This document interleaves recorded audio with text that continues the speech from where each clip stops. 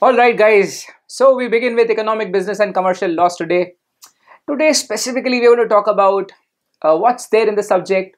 Those who are looking forward, those who have just cleared CSET, they might question कि इस subject में कौन से laws पढ़ने हैं, कौन से enactments हम लोग को पढ़ने हैं. Or it may happen that after module 1 people would be wondering what's there in the second module subjects.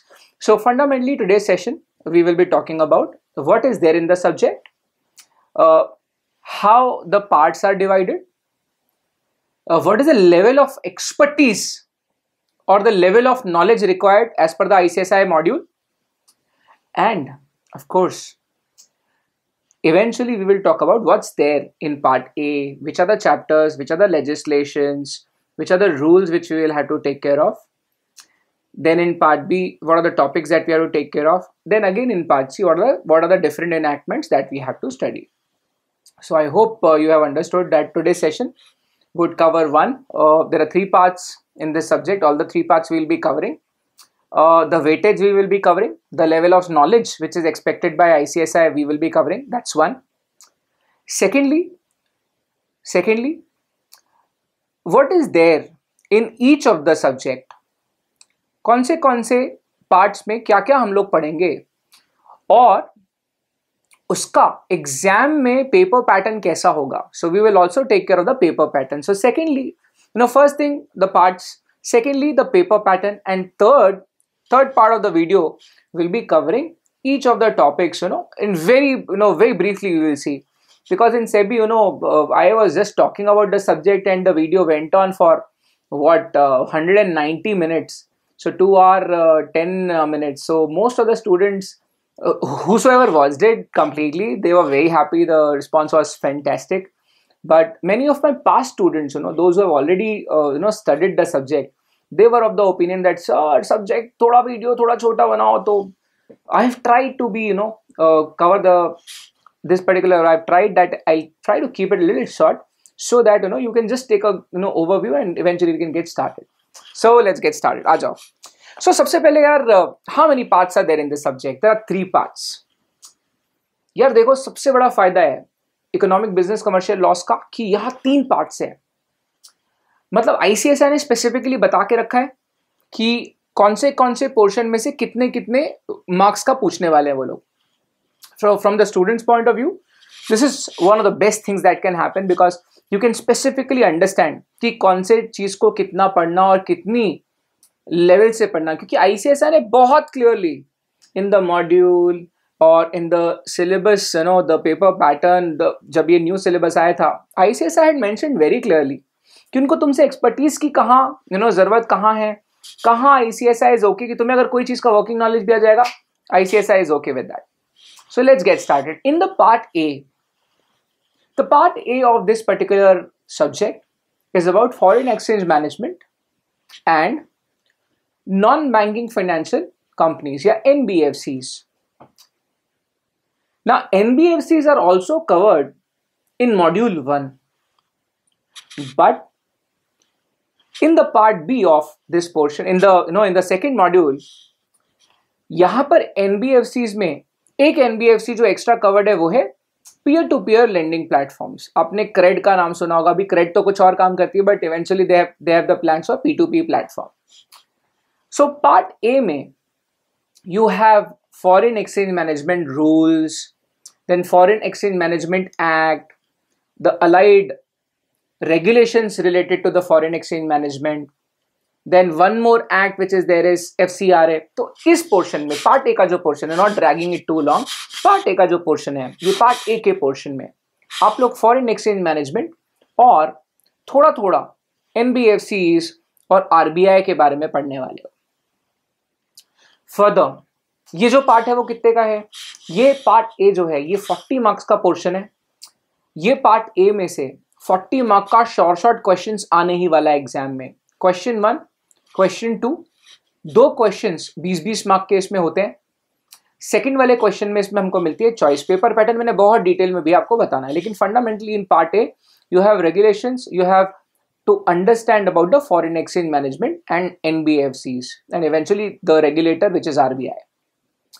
The part B portion is about competition law and regulation. So we all are aware that it's very essential for any economy to have the competition, to have a very stringent, very strong competition law regime. So ICSI in 2017, it came very clearly that okay, we have understood that competition law has become very significant in the entire country.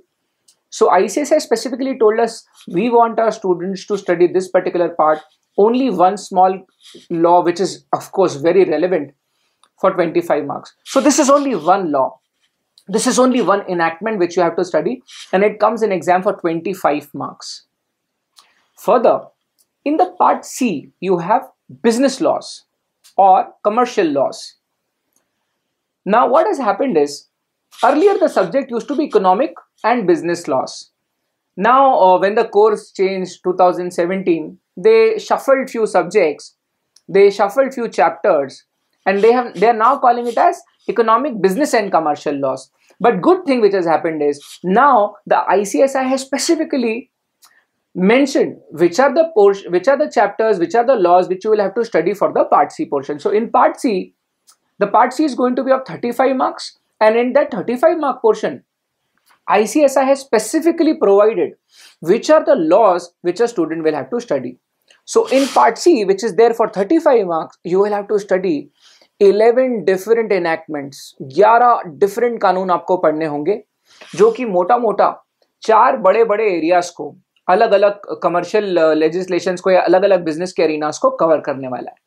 तो 4 मोटे मोटे segments हैं, और वो 4 segments के अंदर में 11-12 laws हैं. 35 मार्क के लिए वहां 11 लॉज आपको पढ़ने हैं. पार्ट बी में सिर्फ एक कानून पढ़ना है, 25 मार्क का है. पार्ट ए पूरे हिंदुस्तान का फॉरेन एक्सचेंज मैनेजमेंट रिजाइन. पूरे हिंदुस्तान में ये जो हमारा विदेशी बहुत इंटरेस्टिंग पोर्शन है, मैं जाता हूं उसमें डिटेल में बात करता हूं. आई होप आपको ये बात समझ में आ गई होगी कि there are 3 parts. Why I am emphasising on this is sometimes I feel people do not plan about this. यार, as a student I would not lie, as a student there was a subject in which there were 2 parts. Part A 60 marks का था, Part B 40 marks का था. As a student, because मुझे दूसरे subjects पे भी ज़्यादा फोकस करना था, तो मैंने उस पर्टिकुलर सब्जेक्ट में 40 मार्क वाले पोर्शन को इतना अच्छे से कर लिया था कि मुझे गारंटी थी कि उसमें से मैं 25-30 तो मार ही लूंगा. तो होता क्या है, टू अ ग्रेट एक्सटेंट, जब आपको एग्जैक्टली पता होता है ना कि यार, मैं हर बार बोलता हूँ कि मशीन गन चलाने से कोई फायदा नहीं है, you have to take a sniper. आपको एग्जैक्टली पता होना चाहिए कि कहाँ आपका टारगेट है, आपको सर पे गोली मारना है बीच में. तो पढ़ते जा रहे, पन्ने पलटा जा रहे, ऐसे प्रोफेशनल एग्जाम्स क्लियर नहीं होती. You have to be very focused. So it's a very relevant information. There are 3 parts. Part A 40 marks, part B 25 marks, part C 35 marks. Now let's go into the second segment of the video. अब second segment में मैं चाह रहा हूं कि आप एक बार पेपर पैटर्न पे फोकस करें. Just focus on the paper pattern. Now, if you see very clearly, let me just take the highlighter so that you guys can very clearly note down few things. Yeah. So, now the paper pattern is such that in part A, there are 2 questions which ICSI is going to ask. In question number 1, there are usually 4 questions. 5 marks each. So ये 20 mark का ये हो जाता है first question. ये compulsory होता है, इसमें कोई चॉइस नहीं होती. अगर इसमें से एक आध क्वेश्चन नहीं जमा, मतलब 5 मार्क्स स्ट्रेट अवे चले गए, 2 नहीं जमे, स्ट्रेट 10 मार्क चले गए. तो ये जो पोर्शन है पार्ट ए का, ये पार्ट ए 40 मार्क का है, और 40 मार्क के लिए ये 2 क्वेश्चन आपसे पूछते हैं. पहला क्वेश्चन कंपलसरी होता है, उसमें कोई चॉइस नहीं होती, और जो क्वेश्चन नंबर 2 होता है उसमें एक चॉइस होती है. वहां पर एक क्वेश्चन 2 आता है, क्वेश्चन 2A आता है. उन दोनों में से आपके पास एक की चॉइस होती है, तो आप उन दोनों में से कोई एक कर लो तो भी आपका 20 नंबर अंदर है. What I am trying to tell you here is, मतलब ये 20 मार्क्स के कौन से क्वेश्चन आपको अटेम्प्ट करने हैं, this is completely on your choice. I completely understand it's a difficult subject, और CS is a very difficult course of course, but जहां 3-3, 4-4 मार्क का गेम है, अगर वो 3-3 मार्क का 4-4 मार्क का गेम हम छोड़ दें, वो 3-3 मार्क का 4-4 मार्क का गेम में हम मेहनत ना करें और फिर फेल हो जाएं, फिर हमारी गलती भी है. तो मैं क्या बोल रहा हूँ यार, जहां अपने को पता है कि कौन सा क्वेश्चन अटेम्प्ट करना वो हमारे हाथ में है, एटलीस्ट क्वेश्चन नंबर 2 में 3 नंबर या 4 नंबर का एज तो बच्चे का इसीलिए ही बन जाता है क्योंकि उसने सही क्वेश्चन अटेम्प्ट कर लिया। लाइक 2 क्वेश्चन आ रहे हैं, क्वेश्चन 2 ए। अब इन दोनों में से कोई एक तो होगा जहां आपकी स्लाइट एज ज्यादा रहेगी। तो at that moment right question, कौन सा क्वेश्चन चूज करना, ये आप लोग अगर डिसाइड करते हो इसमें बहुत हेल्प होती है। Trust me, I have seen best people, best students, worrying in the examinations going wrong here. तो ये बहुत इंपॉर्टेंट है कि हम एग्जाम में कौन सा क्वेश्चन अटेम्प्ट करें। तो इसके लिए हमको हमारी समझ होनी चाहिए। मैं हमेशा बच्चों को बोलता हूँ कि एकांत में बैठ के, सॉलिट्यूड में बैठ के डिसाइड करो तुम्हारा स्ट्रेंथ क्या है, तुम्हारा वीकनेस क्या है। अक्सर पता है आदमी की सबसे बड़ी गलती क्या होती है, उसको पता ही नहीं होता उसका स्ट्रेंथ क्या है, वो भटका हुआ रहता है, जमाना इधर उधर सबको देखा दाखी में पागल हो जाता है। अपना स्ट्रेंथ समझना बहुत जरूरी है, और जो आपका स्ट्रेंथ आप समझ जाओ तो आप हमेशा वो स्ट्रेंथ को लेके आप आगे चलो। जितने भी जानवर आप देखोगे सबके पास एक स्ट्रेंथ होती है। अगर वो जानवर अपने सिर्फ एक स्ट्रेंथ से खेलता है ना, वो हमेशा आगे रहता है। So you need to know your strength. Anyway, not dragging it too long, but yes, in the part A there are 2 questions. Question 1 compulsory होता है जो 20 मार्क का होता है। क्वेश्चन 2 और 2A, इसमें से आपके पास चॉइस होती है, इन दोनों में से कोई एक क्वेश्चन आप कर सकते हो। और गोज विदाउट सेइंग दैट यहाँ कम से कम यार 3 नंबर का गेम तो है। सिर्फ राइट क्वेश्चन चूज कर लोगे ना, 3 नंबर का फर्क पड़ेगा। और CS के एग्जामिनेशन में 3 नंबर छोड़ो बाबू, 1 नंबर भी बहुत मायने रख जाता है। तो यार 3 नंबर का डिफरेंस तो सिर्फ तुम्हारी चॉइस ऑफ क्वेश्चन पे डिपेंड कर जाती है कि तुम सही क्वेश्चन चुन लो, 2 करना है 2A करना है। पता नहीं कितने बच्चे आपके साथ फ्रैंकली बात करेंगे, बट डीप इनसाइड यार मैं 2012 से पढ़ा रहा हूँ ये subject and trust me on that. मतलब मैं जितने मेरे कंटेम्प्रेरीज को जानता हूँ, कोई भी ऐसा नहीं है जो स्पेशली मास्टरी कर, जिसकी कोई मास्टरी हो इस सब्जेक्ट में। 2012-13 से I have been teaching in this subject, and I really know that people go wrong when they choose the question. So just pointer. So those students who are really willing to plan with me, they must make a very clear choice here. और ये बात जितना मतलब first day है, that does not mean कि तुम उसको उतना सीरियसली नहीं लोगे। मैं देखा हूँ बहुत लोगों में ट्रेंड है, एग्जाम के 1 महीना पहले वो देखते हैं कैसे पढ़े सब्जेक्ट को, एग्जाम के 1 महीना पहले प्लानिंग कर रहे होते हैं। दैट्स अ डिफरेंट थिंग कि पहले किया हुआ फिर से देख रहे हैं, अलग बात है। लेकिन एग्जाम के 1 महीने पहले प्लानिंग शुरू हो रही है, वहीं पे फेलियर हो जाता है। तो trust me on that, this the first day, this is right away, this is how you start. तो आपको ये समझना पड़ेगा कि वो पार्ट ए जो है, वहाँ सेकंड क्वेश्चन में चॉइस आती है, that means there is a game. Now coming to the part B is of course, if you ask me sir which is your favourite part, see I specialize in competition law. I'm actually qualified, and I have almost an associate degree in this antitrust laws, competition law. I was impaneled in Competition Commission of India as a resource person. After that, I've been, speaking at various associations. I went to Surat, Gujarat. Then I've been, I've spoken at Nagpur chapter before ICSM members and industry. There were a lot of industry associations. So this is of course my favorite subject, or this is of course my favorite law per se, because this is where I really specialize. Now please understand, this is a 25 mark portion. अगर आप पूरा module भी देखोगे ना, पूरे module में मेरे ख्याल से 38 पन्ने हैं चैप्टर के। पूरा मॉड्यूल का एक एक शब्द भी घोट लोगे ना तो सिर्फ 38 पन्ने पढ़ने हैं। What I am trying to say is, भाई ICSI ने आपको बोला है कि भाई हम फुल टॉस बॉल देने वाले हैं, आओ पिच के बीच में आओ, आगे बढ़ो, मार के दिखाओ छक्का। आपको स्ट्रेट अवे बोल दिया है कि यार 38 पेजेस पढ़ लो, 25 मार्क तुम्हारे। बट उसमें क्या होता है, बच्चा अगर उसमें भी बोले ये छोड़ दूं वो छोड़ दूं, आप कितना बिलांग छोटा करोगे। पहले ही वो 38 मार्क्स में से आप 38 पेजेस में से ही 25 नंबर स्कोर कर सकते हैं। तो usually the direction in this particular part is do not leave anything. क्यों? क्योंकि देयर इज नो चॉइस। यहां आपको क्वेश्चन कैसे मिलने वाले हैं, एक क्वेश्चन होगा, पांच क्वेश्चन आएंगे 3-3 मार्क के, और 2 क्वेश्चन आएंगे 5-5 मार्क के। That means for the 25 mark portion there is no choice at all. So what I am trying to say is you should not leave anything. इस पर्टिकुलर पोर्शन में कुछ भी नहीं छोड़ सकते आप। Also competition law is not going to vanish. When you go to final, when you go to CS professional, In multidisciplinary case studies, you again have competition law. In due diligence, you again have competition law. In corporate restructuring, you again have competition law. If you're specializing, capital markets में जाओगे, takeover में जाओगे, takeover actual में real life में करोगे, again competition law.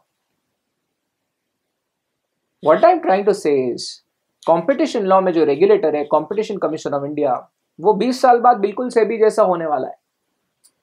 आप दुनिया के किसी भी एंटी ट्रस्ट रेगुलेटर को, जो हिंदुस्तान में है भारतीय प्रतिस्पर्धा आयोग या कॉम्पिटिशन कमीशन ऑफ इंडिया, आपको 10 साल बाद 20 साल बाद रियलाइज हो जाएगा कि वो सेबी ऑलमोस्ट वो सेबी जैसी एक एंटिटी बन जाएगी और सेबी जैसा ही पावर तो उनके सेबी से ज्यादा है एक्चुअल में. But what I am saying is, now this particular portion competition law, it's there for 25 marks, but उसमें कोई चॉइस नहीं आती. That means you leave one question, अगर वो एग्जाम में 5 मार्क का या गया 5 नंबर. यू लीव 2 टॉपिक्स, अगर 2 क्वेश्चन वही आ गए 5-5 नंबर के, गए 10 नंबर. तो भाई पूरा खींच के अंदर से घुस के पढ़ लेना चाहिए इसको. इसमें रिस्क रिवॉर्ड सबसे जबरदस्त होता है. कभी कभी बच्चे मुझे बोलते भी कि सर कॉम्पिटिशन लॉ का 21 दिन हो गया, 25 दिन हो गया, 1 महीना हो गया, इसको बस यहीं रोक देते हैं. मैं कहता हूँ भाई, और मैं अंदर से सोचता हूँ कि ये बच्चे कौन है, तुम लोग कौन हो, सीसाइड डीओ है ना, तुम लोग को कितना मालूम होगा इसके बारे में. To a great extent, what I have already seen, I am telling you that this portion, इसमें रिस्क रिवॉर्ड जबरदस्त है. सिर्फ 38 पन्ने पूरा मॉड्यूल, मैं तो मॉड्यूल से ज्यादा मेरे नोट्स में दे दिया हूँ. आप पूरा इसको और मैं आपको बताऊं, कुछ चीजें मॉड्यूल में नहीं थी, वो भी क्वेश्चन एग्जाम में आया था. 2 बार ऐसा हुआ है. So I did not rely on the module also, because इतना कम दिया हुआ था कि मेरे को मालूम था कि भैया बाहर से आ सकता है. तो whatever is there in the notes, घोट डालो. क्यों? अगर तुमको 50 पन्ने भी पढ़ने पड़ जाए, उसमें तुम्हारे 25 नंबर का पोर्शन आ रहा है, पूरा पोर्शन उसमें से आने वाला है. It's worth it. It's worth it. SBC में हम लोग क्यों बोलते हैं पार्ट सी पे फोकस करो? उसमें तो फिर भी 3 अलग अलग चैप्टर्स होते हैं, कानून अलग, डिफरेंट चीजें पढ़नी पड़ती है. यहाँ तो एक ही कानून है, एक ही कॉन्सेप्ट है. पकड़ लियो उसको, 25 में से 18-20 नंबर यहाँ मार लो. ये बहुत एसेंशियल है, क्योंकि यहाँ पे आपका नंबर कटा मतलब एग्जाम्शन तो भूल जाओ. फिर आपका यहाँ 20-18 टच हो जाना चाहिए, तभी 60 के ऊपर स्कोर जाता है. And in second module your target should be 60 plus. Economic business commercial laws में आपका 60 प्लस जाना चाहिए स्कोर. जाता है बच्चों का score. Anyway, important point to note, no choice in questions. So it's very relevant that you note that there is no choice. That means जब भी आप competition law पढ़ोगे, कुछ भी concept छोड़ना मत, कोई definition छोड़ना मत, कुछ भी कोई section कोई कुछ भी मत छोड़ो, क्योंकि एक question गया तो सीधे आपका 25 में से 20 नंबर का attempt हो जाएगा, and that would be a big loss. Now let's talk about part C for the time being. अब part C में क्या है? part C of course 35 mark का है. 35 मार्क में से जो फर्स्ट क्वेश्चन आता है वो होता है कंपल्सरी, और जो सेकंड क्वेश्चन होता है उसमें होती है चॉइस. यहाँ पे क्वेश्चन 6 या 6A करना पड़ता है. मतलब 15 मार्क का जो क्वेश्चन होता है ये आपकी चॉइस है कि आप उन दोनों में से कौन सा अटेम्प्ट करते हो. मैं फिर बोलता हूं कि मेरे को ऐसा लगता है कि यहाँ पे भी 2 या 3 नंबर का गेम तो सिर्फ तुम्हारे डिसीजन मेकिंग में है. You choose the right question. आपको जो क्वेश्चन अटेम्प्ट करना चाहिए जिसमें आपका स्कोरिंग ज्यादा आ सकता है, आपकी असेसमेंट खुद को लेकर, फॉरगेट अबाउट एनीवन एल्स, खुद को लेकर असेसमेंट बहुत तगड़ी होनी चाहिए कि हम कहां स्कोर कर सकते हैं, हमारा कौन सा पोर्शन स्ट्रांग है. So here you can score. मतलब वो 35 मार्क में से 15 मार्क का जो सेकंड क्वेश्चन है, उन 2 में से एक तो ऐसा होगा जो तुम्हारा ज्यादा बेटर जमेगा. So it's important that you recognise कि 135 नंबर का क्वेश्चन पेपर होगा जिसमें से तुम्हें 100 का अटेम्प्ट करना है. 25 मार्क वाले पोर्शन में तो मैं वैसे भी तुमको तुम्हारे पे मैं छोड़ूंगा ही नहीं, क्योंकि मैं छोड़ ही नहीं सकता हूँ तुम्हारे पे. वो 35 मार्क का पूरा पेल दो, 18-20 उस पे ही स्कोर कर लो. अब थोड़े से चैलेंज की बात करते हैं. अब 35 मार्क का जो पोर्शन है उसमें सबसे बड़ा चैलेंज क्या है? सबसे बड़ा चैलेंज ये है कि तकरीबन 250 पन्ने अपने को 35 मार्क के लिए पढ़ने. फेमा में भी ऐसे ही 200-240 पन्ने अपने को पढ़ने. कितने मार्क के लिए? 40 नंबर के लिए. So the biggest challenge in part C is यहाँ 11 कानून पढ़े, 11 कानून में 35 नंबर मिलने. तो दैट इज द रीजन. सबसे पहले तो आप आइडेंटिफाई कर लो कि बॉस अपन कुछ भी हो जाए इस पोर्शन को तोड़ना है. नॉट बिकॉज मेरा स्ट्रांग है, नॉट बिकॉज मेरा पहला प्यार कॉम्पिटिशन लॉ है. But because it is only reasonable, it is only rational that every student, उसको हर बच्चा अपना समय निकाल रहा है, उसके पास बहुत सारी चीज़ें पढ़ने के लिए है। तो अगर मेरे को 40-45 पन्ने पढ़कर सिर्फ एक कानून पढ़कर 25 नंबर का अटेम्प्ट मिल रहा है और ज़्यादा चांस है स्कोर करने की, तो क्यों नहीं? ठीक है, तो स्ट्रेटेजी बनाने में कोई बुराई नहीं है, स्ट्रेटेजी बनाने में कोई खराबी नहीं है। इसको आइडेंटिफाई करो, ये हमारा प्लस पॉइंट होना चाहिए हमेशा, इसमें हमारा सबसे ज़्यादा स्कोरिंग होना चाहिए। दूसरा आइडेंटिफिकेशन क्या है, यहाँ अपन 3 नंबर तो सिर्फ ये समझ लिया हमने कि किस क्वेश्चन को अटेम्प्ट करना, किसको नहीं, कौन से कॉन्सेप्ट में हम अटेम्प्ट करेंगे, कौन से में नहीं करेंगे, तो अपने को पता होना चाहिए, अपने को एग्जैक्टली ये समझ में आ जाना चाहिए हम रिस्क कहाँ लेंगे कहाँ नहीं। मैं यहाँ आज क्यों बता रहा हूँ, सब्जेक्ट शुरू करने के पहले क्यों बता रहा हूँ, क्योंकि मैं नहीं चाहता कि एग्जाम के एक दिन पहले तुम उसकी बात करो। मैं किसी को डिमीन नहीं करूंगा या किसी के बारे में कुछ खराब नहीं बोल रहा हूँ, मैं कह रहा हूँ कि सब्जेक्ट के बारे में शुरू से पता होना चाहिए। प्रोफेशनल एग्जाम्स है, प्रोफेशनल एग्जाम में सबसे क्रूशल होता है कि हम लोग को पता रहे क्या क्या हो सकता है। मैं सेबी में ऐसी बात क्यों नहीं किया, क्योंकि सेबी में जितने टॉपिक्स आप पढ़ोगे सारे के सारे टॉपिक्स आपस में जुड़े हुए हैं, आपस में इंटरलिंक्ड हैं। मतलब वहां मैं आपको चॉइस वॉइस की बात कर ही नहीं सकता, वहां आप सब इंटरलिंक टॉपिक है, सब चीजों को कॉन्सेप्चुअली समझना पड़ेगा। यहाँ क्या है, पार्ट सी में 11-12 अलग अलग कानून है, एक नहीं भी पढ़ा तो दूसरा पूरा समझ जाता है। 2 चैप्टर आपने पूरे के पूरे छोड़ दिए तो भी बाकी का पूरा पोर्शन समझ में आता है। तो ये बहुत टेक्निकल बात है, बहुत स्ट्रक्चरल बात है, ढांचा हमारा कमजोर नहीं होता है इस पे, है ना। तो ये बात समझने वाली थी, इसको समझ लिया अगर आपने। Now let's talk about what is there in the subject. Now here comes the important part. I would probably like to take you to the slides, and eventually we will talk about it, or rather what I will do is, of course I have the slides ready, what I will do is I will take you to the ebook. तो मैं आपको मेरी ई book में ले जाता हूँ और वहां से मैं आपको थोड़ा थोड़ा सा कंटेंट्स बताता हूँ कि what are the contents that you will have to see.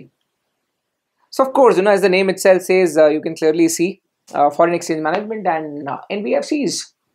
And of course, अब यार अगर आप मुझे जानते हो तो आपको पता होगा कि मेरे कवर पेज पे अगर कोई चीज़ आई है तो वो बिना रिलेवेंस की नहीं आएगी. So this is the symbol of Make in India. So let's see where this Make in India part is going to be useful. So let me show you the contents now. So this is part A.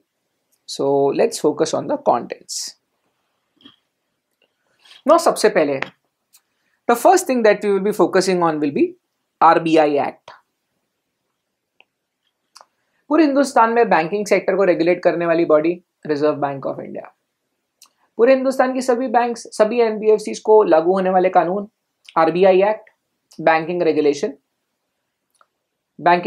Act. So reserve bank of India क्या करती है, monetary policy committee क्या करती है, monetary policy क्या होती है, CRR क्या होता है, एसएलआर क्या होता है. अब सीआरआर एसएलआर है ना, वो सेबी में भी है, यहाँ पे भी है. और जिसको मॉनेटरी पॉलिसी नहीं समझती वो तो कभी शेयर मार्केट को भी समझ नहीं सकता. Very very very crucial chapter. But एक बात बोलूँ, काफ़ी इजी चैप्टर है, स्कोरिंग चैप्टर है, इसमें से नंबर नहीं कटते, तो काफ़ी इजी चैप्टर. एनबीएफसीज अभी पता है मॉड्यूल 1 में, पिछली बैच में भी, ये बैच में भी सबसे पहले मैं एनबीएफसी पढ़ा लेता हूँ. मेरे को लगता है पूरे इंडिया में मैं ही होऊंगा जो सबसे पहले एनबीएफसी पढ़ाता है. और जानबूझ के ना मेरा एनबीएफसी में मैं 10 दिन, जितना दिन लगता है उससे मैं ज़्यादा ले लेता हूँ. बच्चे भी सोचते हैं क्या हो, पता है पहली बात तो ये कि मैं पहले एनबीएफसी क्यों पढ़ाता हूँ. नंबर 1, गारंटी 8 नंबर के क्वेश्चन आते हैं. पिछले 4 अटेम्प्ट देखो आप, सब मिनिमम 8 नंबर का वेटेज है. अब मैं बताओ एसबीईसी में 40 मार्क के पोर्शन में 8 नंबर का मतलब 20% वेटेज उस चैप्टर पे है. अब बच्चे उस समय मेरे को समझे ना समझे, जो सेकंड मॉड्यूल मेरे से पढ़ रहा होता है, जो सेकंड मॉड्यूल पढ़ता है, जो फर्स्ट एग्जीक्यूटिव में मॉड्यूल 1 के बाद मॉड्यूल 2 में आता है, अगर वो मॉड्यूल 2 में आएगा तो फिर उसको एहसास होगा कि यार पुराया अपने को पढ़ना क्यों, क्योंकि बहुत सारे टॉपिक्स वापस से रिपीट होते हैं. कॉन्सेप्चुअली पूरा का पूरा एनबीएफसी दोबारा वापस से आता है. यहाँ सिर्फ peer to peer lending platform दोबारा एक बार पढ़ना पड़ता है. और आरबीआई ने कुछ गाइडेंस दी है, आरबीआई का एक सर्कुलर, एक डायरेक्शंस उन्होंने दिए थे, वो यहाँ पर आता है. तो ये एडिशनल चीजें आती है. नंबर 1 फर्स्ट मॉड्यूल से कनेक्ट है. नंबर 2 मैनेजेबल है, इजी है, आसानी से पढ़ सकते हैं. Then you have special economic zones act. Now you might have heard about SEZs. Hindustan में ऑफ कोर्स, मतलब when I talk about special economic zones, of course please understand 2005-2006 ये दो वो साल थे जब मनमोहन सिंह की सरकार, कांग्रेस की सरकार ने दो लेजिट कदम उठाए थे। हमेशा से हम बोलते थे कि यार हिंदुस्तान में ना बड़ी रीजनल डिस्पैरिटीज है, तो कोई कोई रीजन्स बहुत डेवलप्ड हैं, कोई कोई रीजन्स में कुछ हुआ नहीं है। तो मनमोहन सिंह की सरकार ने 2005 में कदम उठाया था कि यार हिंदुस्तान का जो जो जोग्राफिकल एरिया है जो ज़्यादा डेवलप नहीं है, जो जो ऐसे पट्टे हैं जो रह गए हैं, जो डेवलपमेंट हुई नहीं है, जहाँ से लोग माइग्रेट करते हैं शहरों की तरफ या इंडस्ट्रियल एरिया की तरफ, क्यों ना ऐसे एरियाज को हम लोग डेवलप करें, ऐसे एरियाज में हम लोग इंफ्रास्ट्रक्चर अच्छा बनाएं, या जो स्ट्रेटेजिकली जहाँ पानी है, जहाँ कनेक्टिविटी है, ऐसी एरियाज को पकड़ के क्यों ना वहाँ पे इकोनॉमिक डेवलपमेंट के लिए कुछ करें हम लोग। तो भारत सरकार बोली जय माता दी, वी आर ओके। तो भारत सरकार बोलती है कि भैया कोई बिजनेसमैन है, कोई इंडस्ट्रियलिस्ट है, कोई बड़ा अच्छा इंडस्ट्रियल अंडरटेकिंग कोई खोलना कोशिश कर रहा है, या कोई अच्छा इकोनॉमिक एक्टिविटी करना चाह रहे हैं किसी जोग्राफिकल एरिया में, सरकार बोलती है यार देखो हम तुमसे टैक्स लेके क्या करेंगे, इंफ्रास्ट्रक्चर डेवलप करेंगे, देश में एम्प्लॉयमेंट जनरेशन करेंगे, हिंदुस्तान का रोड बनाएंगे, इंफ्रास्ट्रक्चर डेवलप कराएंगे। तो एक काम करो, सरकार बोलती है कि तुम अगर इंडस्ट्रियल कुछ एक्टिविटी कर रहे हो, इकोनॉमिक एक्टिविटी कर रहे हो, तो एक काम करो, हम तुमको टैक्स में माफी दे देंगे, लेकिन तुम वहाँ पे इकोनॉमिक एक्टिविटी करो, वहाँ रोजगार क्रिएट करो, एम्प्लॉयमेंट अपॉर्चुनिटी क्रिएट करो, वहाँ अच्छा इंफ्रास्ट्रक्चर, वर्ल्ड क्लास इंफ्रास्ट्रक्चर बनाओ। सरकार बोलती है कि तुम लोग इंडस्ट्रियल एरिया खोल रहे हो ना, तुम लोग कोई इंडस्ट्रियल एरिया बनाना चाहते हो ना, कोई इकोनॉमिक एक्टिविटी करना चाहते हो ना, एक काम करो, तुम हमको टैक्स मत दो डायरेक्टली, ये सारी हमारी कंडीशन फुलफिल कर लो। तो सरकार क्या करती है, स्पेशल इकोनॉमिक जोन में जो यूनिट्स है उनको कुछ कुछ टैक्स में फायदे दे देती है। अब जैसे जामनगर में रिलायंस इंडस्ट्री है, रिलायंस इंडस्ट्री, मुकेश अंबानी ऑलरेडी वहां इंडस्ट्री बनी हुई थी, ये पॉलिसी आई, मुकेश अंबानी बोला एक काम करो, तुम्हारी सारी कंडीशन में कंप्लाई करूंगा, मुझे टैक्स माफ कर दो। सरकार ने कर भी दी। उस टाइम को V K Jain sir income tax पढ़ाते थे कैप्स में, मेरे को याद है वो सर का स्टेटमेंट, सरकार को 94,000 करोड़ का नुकसान हुआ था वो एसईसी को टैक्स माफ करके। फिर भी सरकार ने किया, क्यों? क्योंकि सरकार को उसके डायरेक्ट बेनिफिट्स मिलते हैं। तो स्पेशल इकोनॉमिक जोन्स एक्ट जब से आया, हमारे एक्सपोर्ट्स जबरदस्त तरीके से बढ़े, क्योंकि सरकार ने कहीं ना कहीं कंडीशन रखी होती है कि जो स्पेशल इकोनॉमिक जोन खोलेगा उसको एक्सपोर्ट ऑब्लिगेशन भी है, उसको एक्सपोर्ट भी करना पड़ेगा। बहुत इंटरेस्टिंग चैप्टर है, बट इजी है, हार्ड नहीं है, बहुत इंटरेस्टिंग है। लेकिन further then we have FCRA. I think because I interned in a company promoted by Honorable Nitin Gadkari ji, who happens to be the cabinet minister now, and back then he was the president of BJP. So one thing that I can tell you is the Foreign Contribution Regulation Act is one act which is actually relevant to the political parties, to the judges in India, to the government servants, to the media. So one very interesting fact that happened. Anyway, I had previously thought that I would not delve deeper into the subject because any which ways हम लोग को कानून तो पढ़ना ही है अलग से। But हाँ यार, फॉरेन कंट्रीब्यूशन रेगुलेशन एक्ट जो है कमाल का कानून है, बहुत इंटरेस्टिंग है, और आम आदमी पार्टी का किस्सा हुआ था। Anyway, there are so many in fact मैं स्टूडेंट्स को बोलता हूँ कि पूरे CS के करिकुलम में पॉलिटिकल पार्टीज की डेफिनेशन तुम कहीं नहीं पढ़ते, सिर्फ यहाँ पढ़ते हो। रिप्रेजेंटेशन ऑफ पीपल एक्ट 1951 के तहत यहाँ पॉलिटिकल पार्टी को डिफाइन किया हुआ है, और उनके ऊपर कुछ लोगों के ऊपर कुछ रेस्ट्रिक्शंस डालता है FCRA। हाल ही में इसे रेट्रोस्पेक्टिव इफेक्ट से अमेंड किया गया था, काफ़ी चर्चा हुआ था। ये कानून एक ऐसा कानून था जिसमें बदलाव करना था, तो कांग्रेस BJP सब एक दूसरे को बिना सवाल पूछे हाँ हाँ हाँ बोलती, क्योंकि उनका फायदा था। एनीवे, देखेंगे डिटेल में। And then you have the most important provisions about the foreign exchange management act. Here comes this actually is one chapter. Now what I have done is, this is Foreign Exchange Management Act, and these are all the regulations which are related to the foreign exchange. Now let me give you a sort of outline about what's there in this portion. So first of all, number one, person resident in India, very very very important terminology. तो fundamentally person resident in India, person resident outside India. पहले तो इसमें person resident in India and outside India सबसे crucial portion है। फिर तो क्योंकि सारे जितने भी प्रावधान है वो पर्सन रेसिडेंट इन इंडिया और पर्सन रेसिडेंट आउटसाइड इंडिया इस नजरिए से, इस पर्सपेक्टिव से समझने पड़ते हैं। दूसरा, जो हिंदुस्तानी और विदेशी, मतलब पर्सन रेसिडेंट इन इंडिया और पर्सन रेसिडेंट आउटसाइड इंडिया के बीच में जो ट्रांजैक्शन होंगे वो दो टाइप के हो सकते हैं, capital account transaction, current account transaction. तो पहला जो चैप्टर है उसमें 7-8 डेफिनेशंस आएगी, आपका बेसिक स्ट्रक्चर बिल्टअप होगा, आपका बेसिक जो ढांचा है पूरे फॉरेन एक्सचेंज कानून का हिंदुस्तान का, वो बेसिक ढांचा जो है वो आएगा पहले चैप्टर में. मतलब this is how I have classified this, so that when we talk about things people are very comfortable in talking about them. Otherwise, the structure goes haywire. People don't. I have seen, I usually tell people that please, अगर तुम FEMA में मतलब physical class होती थी या live online night चलती थी, मैं उनको बोलता था अगर तुम फेमा में ये चैप्टर मिस करने वाले हो ना, please do not attend the entire portion, because ये बहुत इंपॉर्टेंट है. बेसिक ढांचा in the basics. Then you have the most interesting, probably the most interesting arena. We will talk about Videshi Niji Nivesh, foreign direct investments.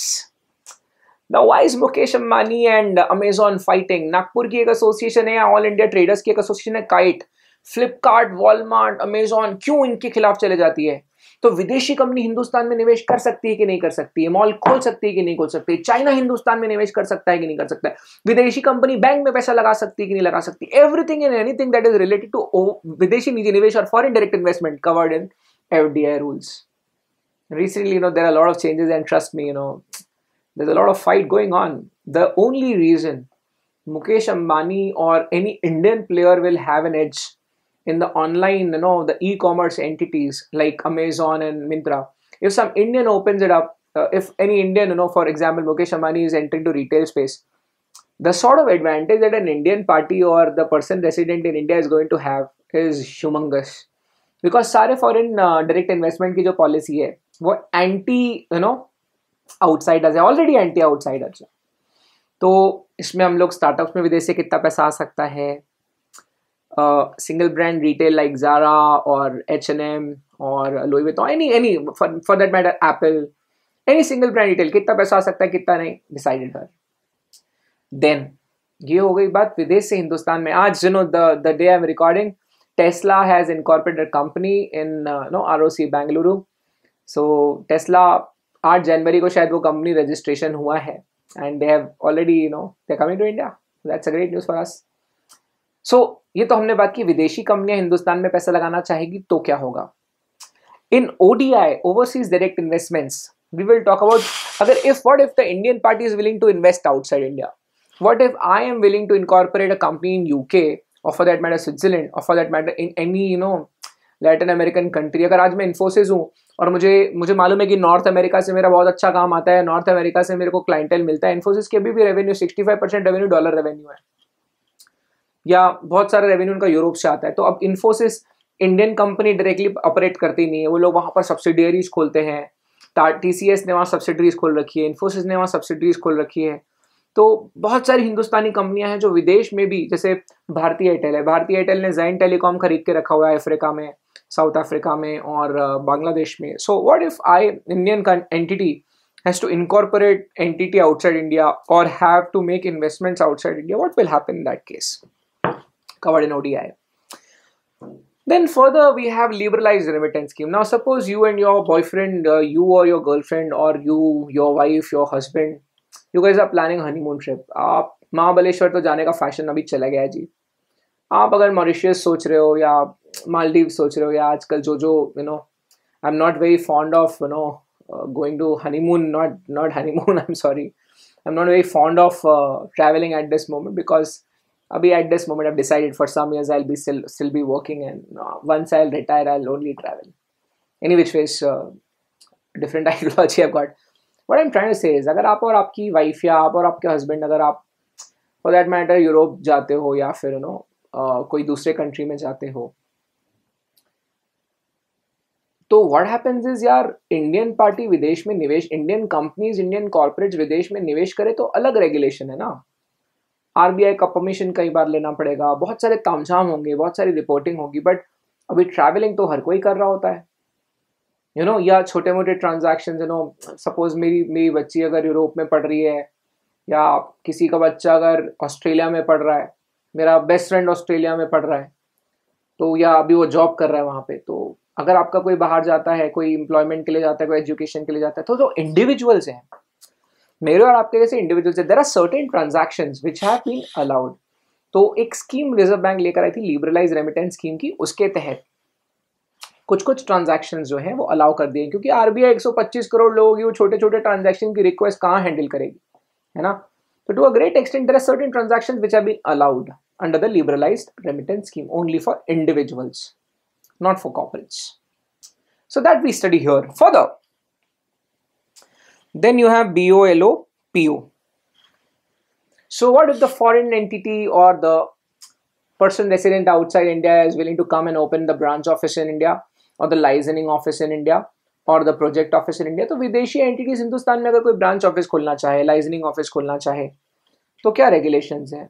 क्योंकि भले वो branch office से तो लोग बिजनेस करेंगे, licensing is only for the collaborations या licensing with the various authorities in India. तो वहाँ सिर्फ बातचीत हो रही होती है या फिर सिर्फ कोलैबोरेशंस हो रहे होते हैं, या कुछ कुछ एक बोलते हैं ना कि they represent the foreign entity in India.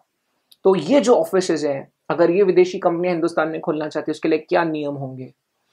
फिर अगर कोई पाकिस्तान या बांग्लादेश से इंडिया में आता है, या फिर कश्मीर या जम्मू कश्मीर में अगर कोई ऑफिसेज डालना चाहता है, उसके लिए एक स्ट्रिंजेंट रेगुलेशन क्या हो सकती हैं? या जैसे हमारे कुछ कुछ सिलेक्टेड ऐसे बिजनेस हैं, कुछ कुछ ऐसे सिलेक्टेड क्षेत्र हैं, सेक्टर्स हैं जो स्ट्रेटेजिकली बहुत इंपॉर्टेंट है, तो कोई कोई केस में गवर्नमेंट की परमिशन लगनी चाहिए, etcetera etcetera. That's what we will see here.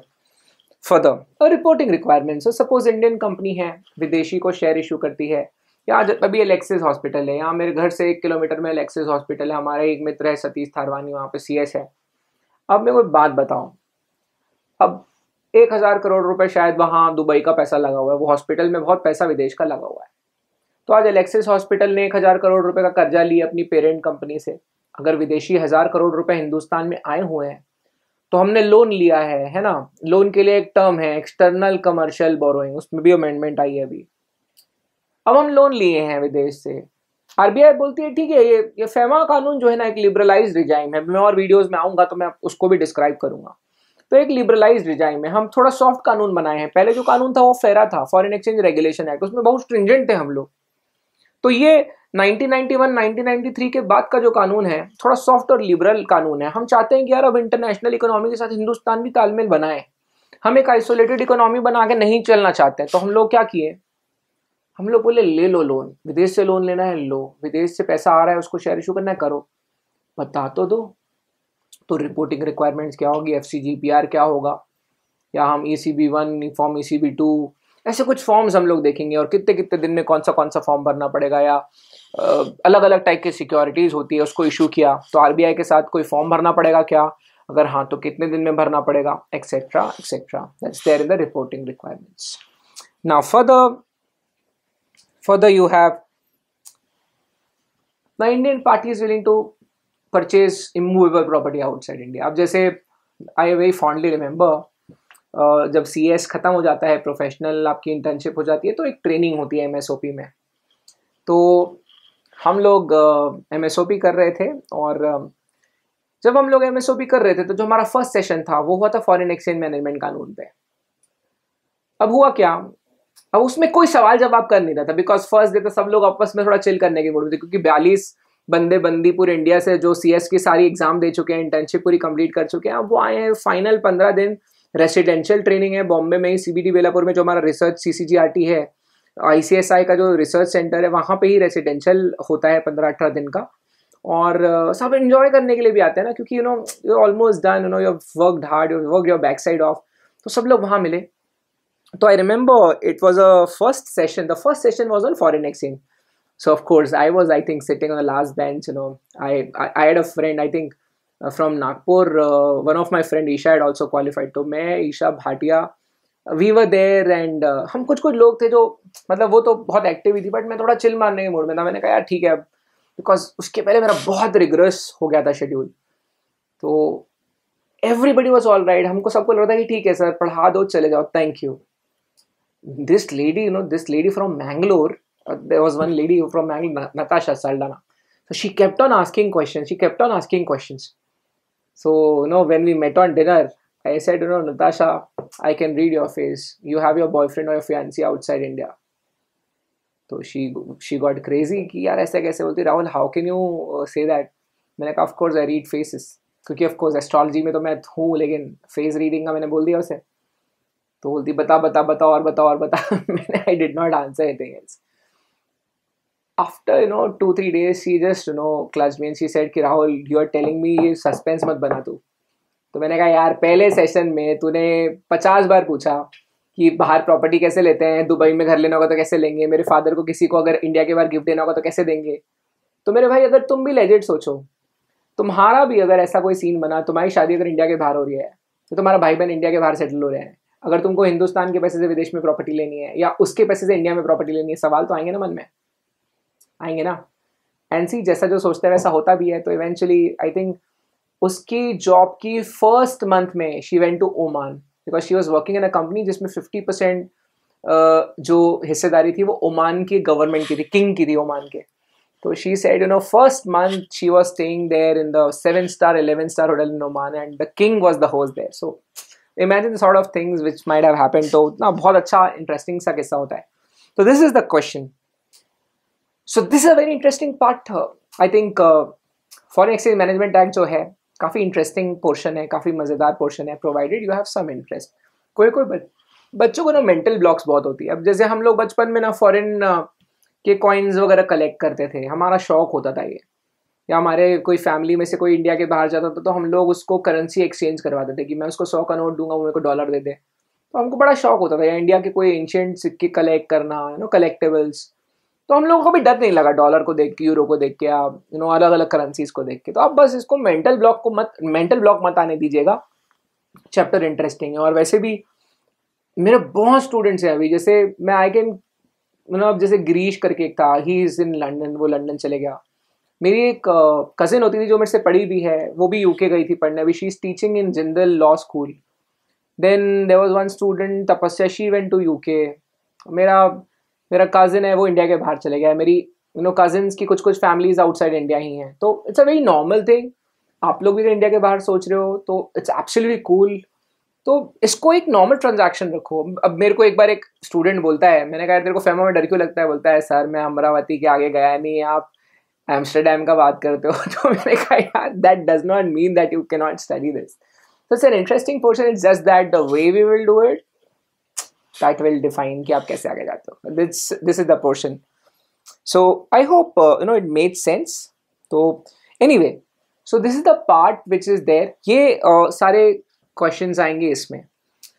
Let me take you to the part B portion.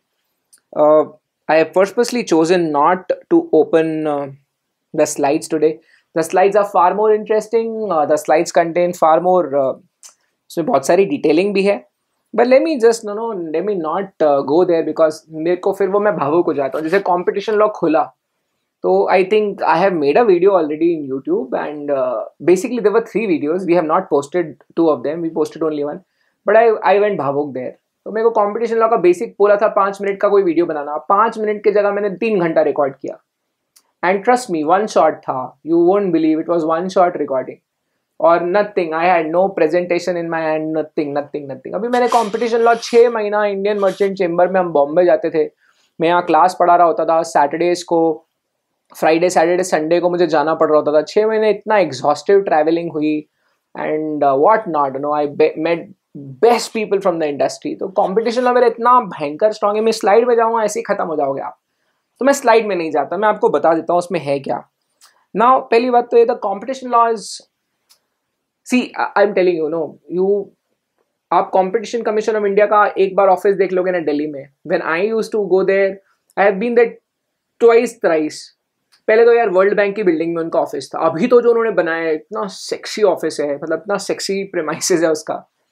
Plus recruitment भी होती है यार, पोस्ट CSU का is can actually work in Competition Commission of India. One of the previous batch student probably Leena is going to intern there. She has filed internship के लिए application forms. She's about to file. I don't know whether she'll be comfortable or not me talking to you about this.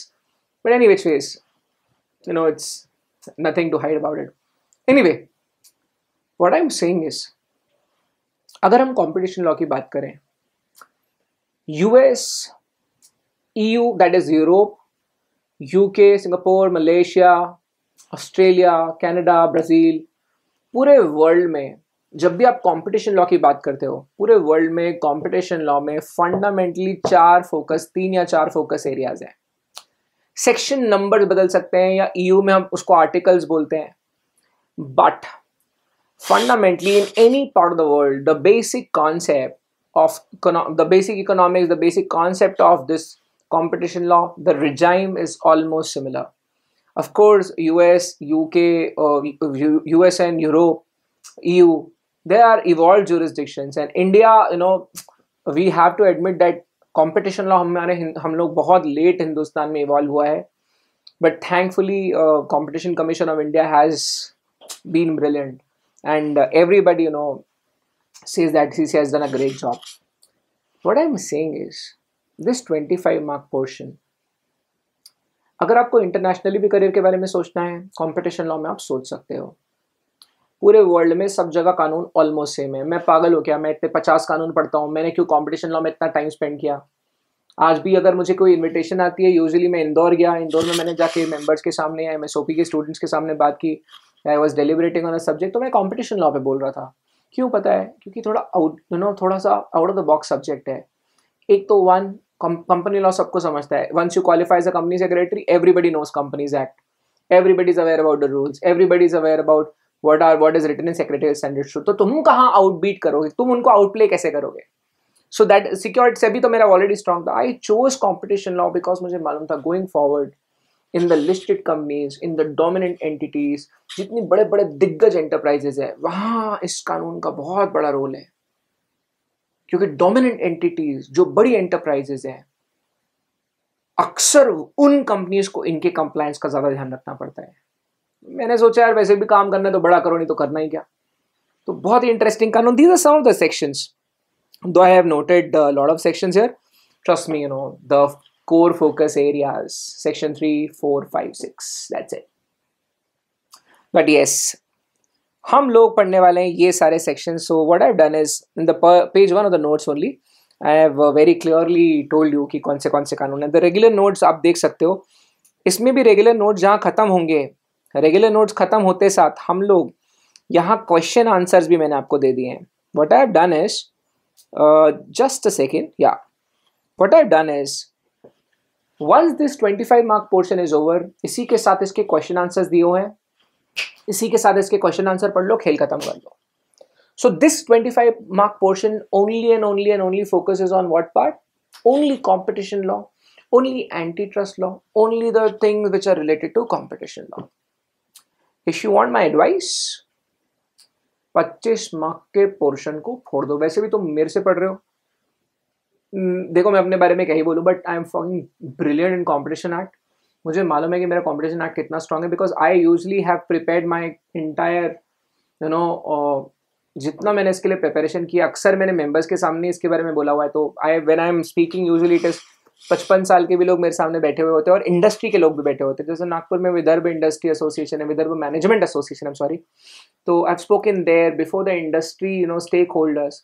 सो तुम लोगों के लिए ये portion मेरे को पढ़ाना it's a cakewalk. But what I am saying is 25 mark का portion है, पेल के ख़त्म कर देना इसको.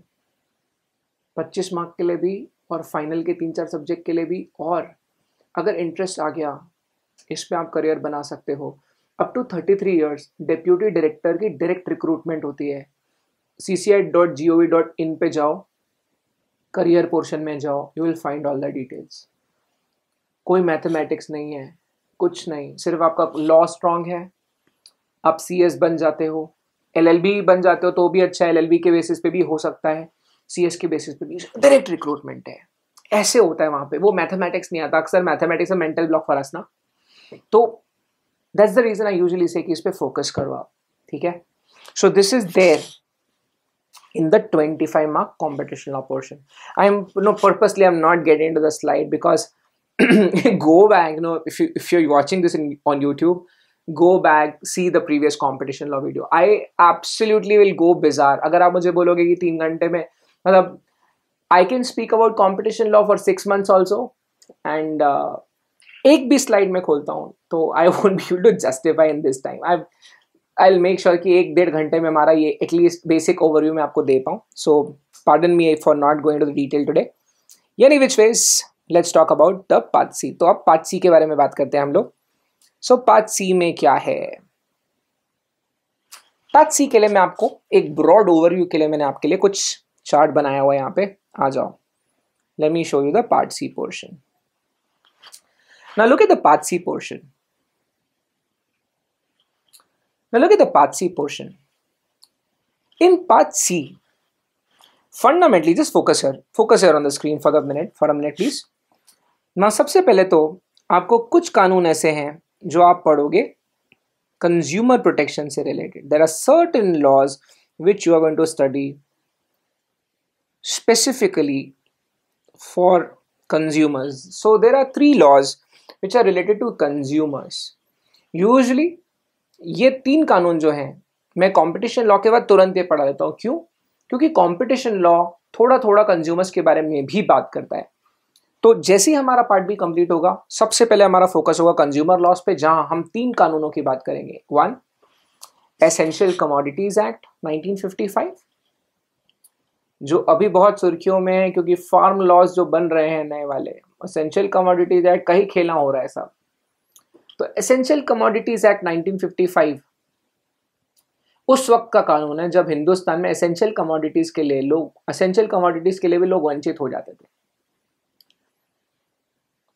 The company I worked in was Spurti Power and Sugar, and we used to talk about, we dealt in sugar, liquor. ये सारी स्पेशल कमोडिटीज है. The guys usually they laugh that हाँ सर लिकर तो special है. सी शक्कर पूरे विश्व में 3 कंट्रीज में बनती है. Hindustan second largest producer, I think Brazil के बाद, और हिंदुस्तान में भी सिर्फ महाराष्ट्र और उत्तर प्रदेश में. तो जैसे शुगर हो गई, या फिर ऐसी कई सारी एसेंशियल कमोडिटीज है. ड्रग्स, जो बेसिक ड्रग्स हैं, मुझे ड्रग्स दो, वो वाला ड्रग्स नहीं बोल रहा हूँ मैं, बात कर रहा हूँ कोकेन नहीं बोल रहा हूँ, सॉरी. मैं बात कर रहा हूँ पैरासीटामोल की, मलेरिया की, या जो वैक्सीन अभी आएगी जो लाइफ को बचाने, इंसान के जिंदा रहने के लिए जरूरी, वो drug.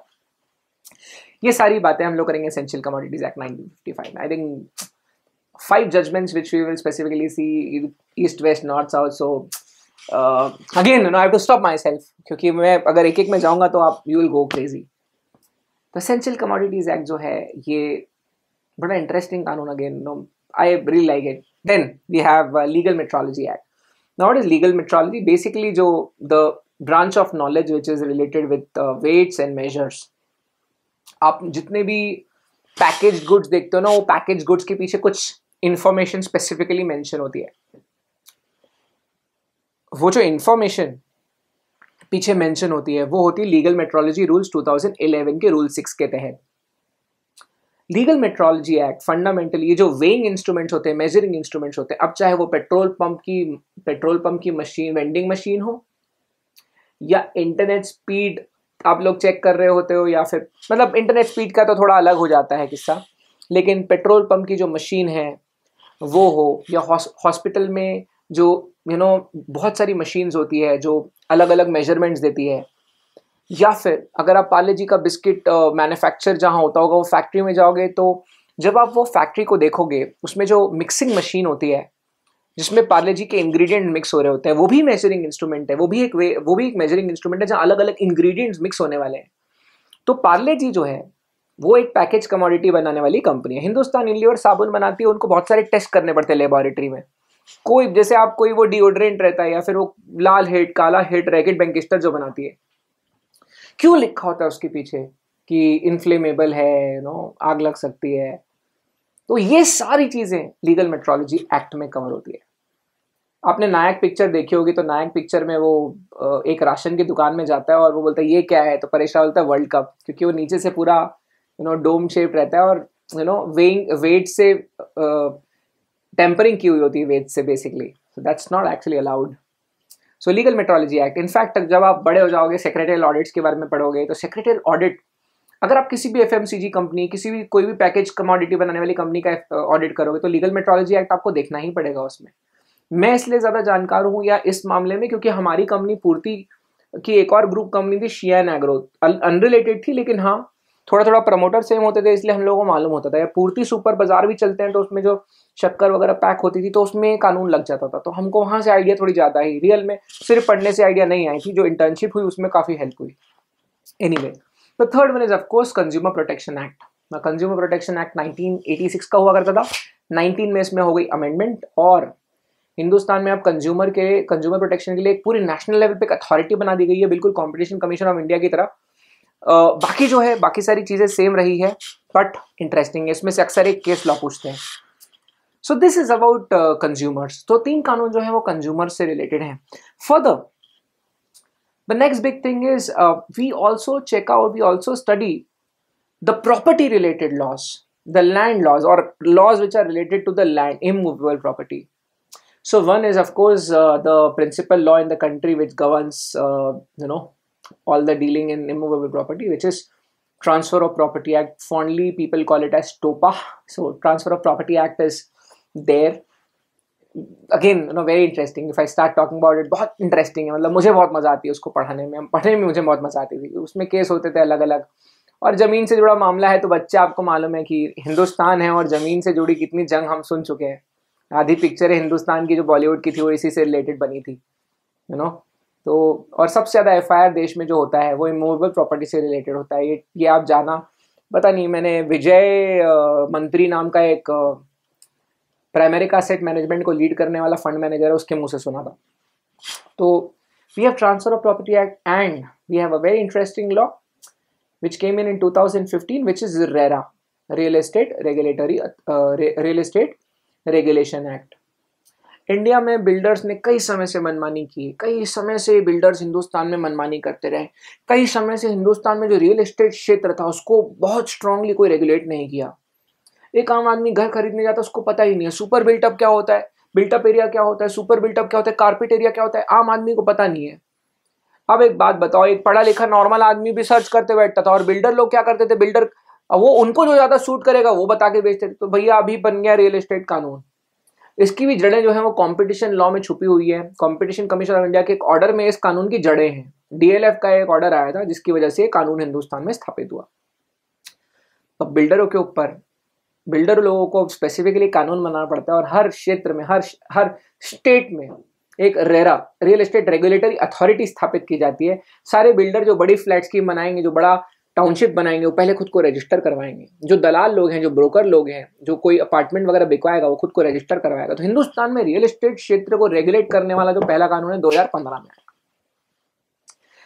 Further we have 2 anti corruption laws. One is prevention of money laundering act 2002, जो फंडामेंटली हिंदुस्तान में प्रिंसिपल कानून है काले पैसे से लड़ने के लिए। काले पैसे के खिलाफ जितनी भी लड़ाई हिंदुस्तान में लड़ी जाती है वो prevention of money laundering act के तहत लड़ी जाती है। And in fact there is one international body which is FATF, Financial Action Task Force.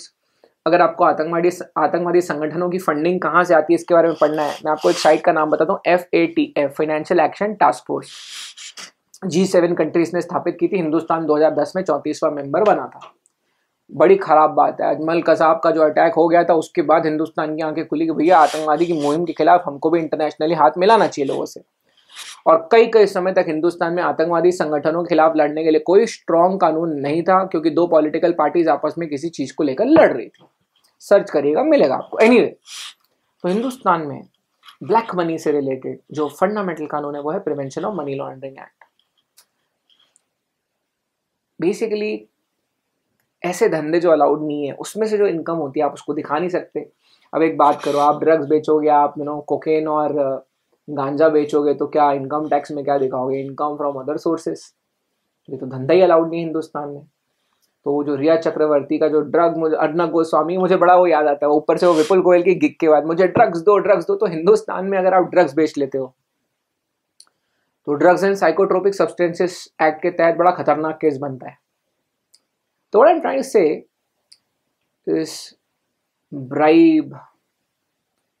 Bribery, जितने भी काले धंधे हैं, इनसे जुड़ा जो पैसा है अगर वो पकड़ में आता है तो आपके खिलाफ मनी लॉन्ड्रिंग एक्ट के तहत ही कार्रवाई होती है। उसके नीचे उसके ऊपर यार आप बहुत इंटरेस्टिंग एक कानून देख रहे हो, बेनामी ट्रांजैक्शन एक्ट। यार हिंदुस्तान की जनता को मोदी जी हिंट तो दिए थे यार, 8 नवंबर रात को 8 बजे वो डिमोनेटाइजेशन किए थे, लेकिन उसके एक हफ्ता पहले हिंदुस्तान में एक कानून इफेक्ट में आ गया था, लागू हो गया था। 1988 और 1987 का पुराना बेनामी ट्रांजैक्शन एक्ट मोदी जी उसी समय अमेंड किए थे कि भाई अगर मैं डिमोनेटाइजेशन करूंगा, लोग एक दूसरे के तहत पैसा घुमाएंगे तो बेनामी ट्रांजैक्शन एक्ट में फंस जाएंगे। तो मोदी जी डिमोनेटाइजेशन के एक हफ्ता पहले इस कानून को हिंदुस्तान में इफेक्ट में लाए थे। साला हमको पता नहीं चला। जो जानकार बड़े बड़े लोग होंगे, जिनका दिमाग चलता होगा, उनको समझ में आएगा कुछ तो होने वाला है। एनीवे, बहुत ही नया, मतलब रेरा की अच्छी बात यह है कि नया कानून है, तो अभी की जनरेशन बहुत जल्दी समझ जाती है। सेम विद द बेनामी ट्रांजैक्शन है, अभी की जनरेशन बहुत जल्दी समझती है। पहले जो लोगों ने धंधे किए हैं, बड़े बड़े जो लोग थे, जो अपना पैसा किसी के पास छुपा के रखते थे, इनकम टैक्स नहीं भरना है, दिखानी नहीं कमाई, इधर उधर की कमाई है, किसी के नाम पे प्रॉपर्टी ले ली, इधर उधर कर दी। आज की डेट में बाबू पॉसिबल नहीं है ऐसा। आने वाले 20 साल में जो पैसा बनेगा ना, इक्विटी में बनेगा दोस्त। आप जमीन का धंधा हो गया डिफिकल्ट। क्यों? रियल एस्टेट डाउन हो गया है, क्योंकि सारी नीतियां सरकार की रियल एस्टेट के खिलाफ होती जा रही है। बेसिकली रियल एस्टेट के खिलाफ नहीं, काला पैसा जो हिंदुस्तान में घूम रहा था उसके खिलाफ।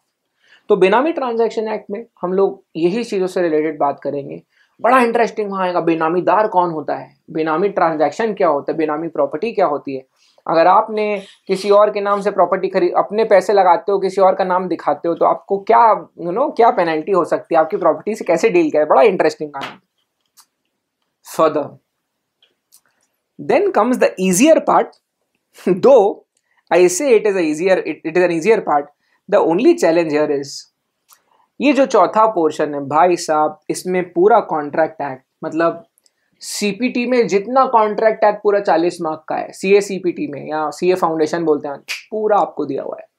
स्पेशल कॉन्ट्रैक्ट्स भी है, बेसिक कॉन्ट्रैक्ट एक्ट भी है। तो जो बच्चा सी सेट में ढंग से नहीं पढ़ के आया, जो कोई बच्चा सी फाउंडेशन का आके हमारे पास आ रहा होता है, तो जो वहां नहीं पढ़ा होता है वो बहुत बहुत स्ट्रगल करता है। क्योंकि यार थोड़ा एक्सपेक्टेशन हमको भी होती है कि यार थोड़ा बहुत तो पढ़ा होगा। वीडियो क्लासेस में दिक्कत नहीं है, बट लाइव क्लासेस में कॉन्ट्रैक्ट एक्ट पूरा पढ़ाने में समय लगता था बॉस। तो हमको कहीं ना कहीं स्ट्रेटेजिकली डिसाइड करना पड़ता था। हम थोड़ा फास्ट जा रहे होते थे, क्योंकि इट इज इम्पॉसिबल कि पूरा कॉन्ट्रैक्ट एक्ट कवर करना है, अब 11, आप सोचो 11-12 कानून है, 11-12 कानून अगर लाइव क्लास में हम लोग कवर करेंगे, बहुत डिफिकल्टी आती थी। वीडियो क्लासेस में थैंकफुली हम बना के दे सकते हैं, बच्चा 1.5 की स्पीड में देख लेगा, या उसके पास टाइम होगा। जिसको अच्छे से आता होगा वो जल्दी जल्दी देख लेगा, जिसको नहीं आता होगा आराम से बैठ के देखेगा। तो वीडियो क्लास का ये भी फायदा है। Anyway, then you have SOGA again, which you study at the basic level, but yes, sales of good act भी हम लोग को डिटेल में है।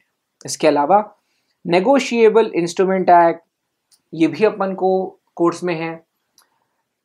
I have always seen that though it is very easy portion, but जिनका foundation weak है, अभी तो खैर वीडियोस पूरे अवेलेबल रहेंगे, जिनका लेकिन फाउंडेशन वीक रहता था ना, जो सी सेट में या सी फाउंडेशन में नहीं पढ़े, तो उनको बहुत दिक्कत जाती है एग्जीक्यूटिव में।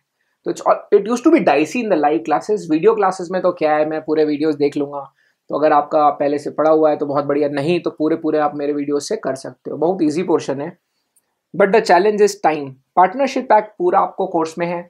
Then you have specific relief act. बच्चों को स्पेसिफिक रिलीफ एक्ट थोड़ा डिफिकल्ट जाता है, क्योंकि उसकी टर्मिनोलॉजी समझना काफ़ी दिक्कत वाला होता है। वैसे तो स्पेसिफिक रिलीफ एक्ट का मतलब बहुत सिंपल है। अगर आपको किसी ने वादा किया था, वो अपने वादे से मुकर गया, तो स्पेसिफिक रिलीफ एक्ट के खिलाफ, स्पेसिफिक रिलीफ एक्ट के तहत आप कोर्ट जाके बोल सकते हो कि कोर्ट, इसने ये वादा किया था, आप आपको ये बोलो कि ये स्पेसिफिक काम हमको करके दे, हमको कुछ और नहीं चाहिए। तो उसमें कुछ अमेंडमेंट आई है अभी, बट मेरे भाई इतने सारे कानून आपको पढ़ने हैं 35 मार्क के। This is about 3, 4, 5, 6, 7 and 5। आप इमेजिन करिए 35 मार्क के पोर्शन के लिए 12 कानून पढ़ने हैं, और कोई छोटे मोटे कानून नहीं। अच्छा, इसका लंबे लंबे बहुत सारे पेजेस में जाता है। It's like dating 12 different girlfriends with different accents, with different objectives. तो 12 अलग गर्लफ्रेंड है, सबकी भाषा अलग है, सबका उद्देश्य अलग है, सबकी सब 12 के 12 कानूनों में अथॉरिटीज अलग अलग है। 12 के 12 कानून अलग अलग टाइमलाइंस पे बनाए गए हैं। मतलब सेल्स ऑफ गुड एक्ट, मेरे ख्याल से बेचारे हम लोग इंग्लिश लोगों की कितनी बुराई करते रहते। 25 दिसंबर क्रिसमस को भी वो लोग काम कर रहे थे इंडिया में। तो उस समय 25 दिसंबर को वो पास की गई है कानून। आई थिंक सोगा ही है या कोई दूसरा कानून है, I think it's SOGA, sales of goods act. ये तो हमें हमारे कभी प्रोफेसर है शरद अभयंकर सर, मैं एक ट्रेनिंग सेशन अटेंड कर रहा हूँ तो उसमें उन्होंने बताया। तो Britishers often we tell them that हम अक्सर उन्हें थोड़ा सा बुरा बोल रहे होते, but any which ways, not getting to that, but this is all what we have. So at the end of the day, this is what is economic, business and commercial laws. Pardon me for not going into the each slide of each chapter. I would have done that, but again it would have taken a lot of time. So we directly will be beginning with competition law. Once we are done with that, we will be getting into part C 3-4 chapters, and then we will finish off part A. तो ये हमारा scene होगा। And about me, I would just like to say that among my contemporaries, जिनको at least मैं जानता हूँ नागपुर में, I started teaching this subject from 2012, and I've really known the subject really well. And people often complain about the language, but अगर मेरा language strong है तो तुम्हारा हो जाएगा। जो टीचर का खुद का एक्सपीरियंस इसमें कम ज़्यादा होगा। तो any which ways, I have all the respect for my contemporaries, and everybody is just doing their job. So what I'm trying to say is, I'm just telling you that इस particular subject में भी language पे mastery हो जाती है, but एक लय होती है। हर कॉन्सेप्ट को रीड करने की, हर कॉन्सेप्ट को पढ़ने की एक टोन होती है, एक ट्यून होती है, उस पर मास्टरी करना ज़रूरी है। ठीक है, मतलब मैं ट्रांसफर ऑफ प्रॉपर्टी एक्ट पढ़ रहा हूँ और मैं एक्टस रियस नॉन फेसिट्रियम नेसीमेन सिट्री, अगर मेरे को इतना फ्लुएंसी से बोलना नहीं आता है, या मैं उटेलिटे पेंडेंट एनील इनोवेट, अगर मैं इस स्पीड से लैटिन मैक्सिम्स को नहीं बोल सकता हूँ, मुझे पढ़ाना ही नहीं चाहिए सब्जेक्ट। या मैं कॉम्पिटिशन लॉ का बात कर रहा हूँ और मैं आपको ये लाइन भयंकर खींच के ना रटा सकूँ, any agreement that is any agreement that is like that is causing or is likely to cause an appreciable adverse effect on the competition in the relevant market in India, अगर मैं इतना तेज ना खुद ना बोल पाऊँ तो आपको भी लगे हाँ डिफिकल्ट है language. But over the years इतना साल से प्रैक्टिस करके, उसका सीक्वेंसिंग करके, उसकी स्ट्रक्चरिंग करके वो लैंग्वेज में मास्टरी आ जाती है। जैसे हम टोपा में जाते हैं, बच्चा पहले दिन ही बोलता है, वो मेरे को देख देख के उसको ईजी लगने लग जाता है, तो मैं तो अंडर प्ले करता हूँ, मैं बोलता हूँ देख मैं तो एवरेज स्टूडेंट, मुझे याद हो गया, तो बच्चे भी मोटिवेट हो जाते हैं। अभी उसमें इतनी बेहतरीन जैसे ट्रांसफर ऑफ प्रॉपर्टी एक्ट है, तो आपको मास्टर करना पड़ता है। जैसे एक बड़ा वो होता है, बच्चे उसमें बड़ा हंसते हैं, मैं क्लास में बोलता हूँ no one can confer a better right then he himself has. अभी बड़ा जनरल बात है, तो बच्चे बोलते हैं इतना तेज कैसे बोल जाते हो, मैं ना तुमसे भी बुलवा दूंगा मैं। तो बड़ा मज़ेदार है ये। और जैसे हमारा एक बच्चा था जीवन कोरडे, 2013 सितंबर बैच में, वो शुगर की डेफिनेशन 7 सेकंड में बोल रहा है, any form of sugar containing more than 90% of sucrose including raw sugar, खरा sugar, ऐसे इतनी स्पीड में बोल देता था वो। तो that is because I have studied like that and I probably have structured like that. Any which ways, this is a subject, this was the basic class that I wanted to take up before we start with the subject. और एक बात याद रखना कि इसमें 60 plus score करना उतना difficult नहीं है, provided that number 1 competition law पे मास्टरी है, 2 व्हेन आई से कॉम्पिटिशन लॉ में मास्टरी है, आई डोंट मीन कि फेमा पार्ट सी नहीं पढ़ना है। What I am saying is यहाँ चॉइस नहीं है, तो यहाँ पे मास्टरी करने के अलावा ऑप्शन भी नहीं है। Only one thing that I think I would close the session after I inform about that. I close the session once I am done talking about this. अब ICSI का मॉड्यूल आप बहुत डिटेल में देखोगे ना, सबसे पहले उन्होंने लिखा है कि ICSI चाहती है कि फॉरेन एक्सचेंज मैनेजमेंट से जुड़े जो कानून हैं उसमें बच्चे को एक्सपर्ट लेवल नॉलेज होना चाहिए। Level of knowledge required is expert level knowledge, मतलब फेमा में कोई कोताही नहीं बरत सकते। Part B competition law, expert level knowledge required, कोई कोताही नहीं बरती जा सकती, हर चीज को अच्छे से समझना पड़ेगा, कॉन्सेप्चुलाइज करके पढ़ना पड़ेगा। बट आप ना चील का आंख से देखोगे पार्ट सी में क्या लिखा है। ICSI ने मेंशन किया है कि working knowledge required, that means अगर पार्ट सी में ओवरव्यू भी आपको हर चैप्टर का पता है तो आप वो चैप्टर को, वो पार्ट सी को आप अच्छे से पेल सकते हो। दो हम लोग कम से कम 7-8 कानून बहुत ज़्यादा घुस के पढ़ रहे होते हैं और समय बचाने के लिए हम 2-4 सब्जेक्ट को चूज करते हैं, 2-4 चैप्टर को चूज करते हैं।